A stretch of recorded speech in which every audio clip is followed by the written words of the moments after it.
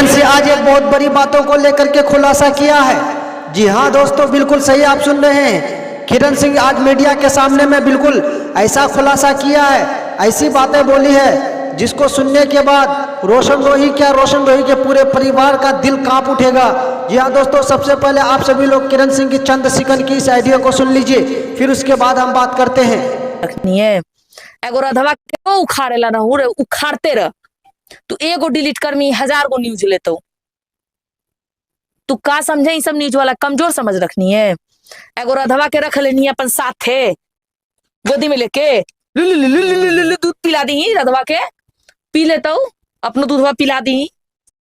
अब वीडियो बना के रोशन रोहिया के भेजिया ही बहन। हमारा दाम लगा वही, हमर दाम ना लग पाई तो तू लोग से समझ ले, तोर मैया बहनी के बल्ले दाम लग जतो।